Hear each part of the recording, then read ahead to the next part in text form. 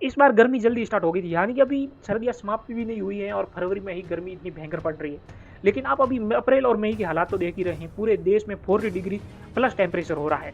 लेकिन जब मैं किसी से मिलता हूँ और कहता हूँ कि ये सब क्लाइमेट चेंज यानी कि जलवायु परिवर्तन है, तब वो यार ऐसे रिएक्शन देता है जैसे मतलब वो पहली बार सुन रहा है कि क्लाइमेट चेंज मतलब क्या।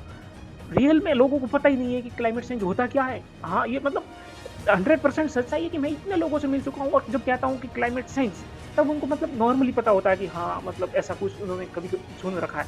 लेकिन जब उनको ऐसे कुछ और ज़्यादा क्वेश्चन पूछे जाए कि भाई मतलब क्या कनेक्शन है गर्मी और क्लाइमेट चेंज का, तो वो यार ऐसे मतलब क्या उनको मतलब पता ही नहीं होता कि क्लाइमेट चेंज क्या। पृथ्वी पर इतना भारी संकट है और मतलब आज की बात करें तो पृथ्वी के सामने क्लाइमेट चेंज से बड़ी कोई संकट है ही नहीं, जबकि लोगों को पता ही नहीं कि क्लाइमेट चेंज होता क्या है।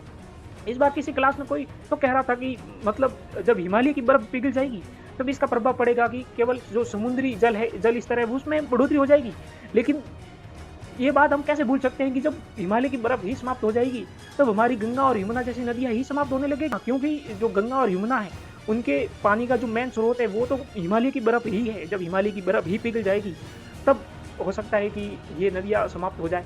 जबकि वो जो भी था, मैं उनका नाम नहीं लेना चाहूँगा, लेकिन वो कह रहे थे कि इसका प्रभाव समुद्री जल स्तर बढ़ेगा। समुद्री जल स्तर बढ़ सकता है, लेकिन सबसे मेन प्रॉब्लम तो नदियाँ समाप्त होना है ना, वो भी गंगा और यमुना जैसी नदियाँ, और जिस पर भारत की 50 करोड़ से भी ज़्यादा जनसंख्या निर्भर है। इन नदियों के समाप्त होने से खेती पर बहुत बुरा प्रभाव पड़ेगा और अकाल जैसी स्थिति भी पैदा हो सकती है। आप सोचिए कि इस नदियों में पल रही जैव विविधता का क्या होगा। हजारों लाखों जीव हैं वो समाप्त हो जाएंगे।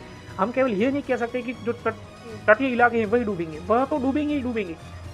जैसे जैसे तापमान इंक्रीज होगा वैसे ही जो समुद्री जल स्तर है वो तो बढ़ने ही वाला है, लेकिन जो नदियां हैं जिससे करोड़ों लोग प्रभावित होंगे उस कारण को हम नहीं भूल सकते हैं। तो क्या आप क्लाइमेट चेंज के बारे में जानते हैं?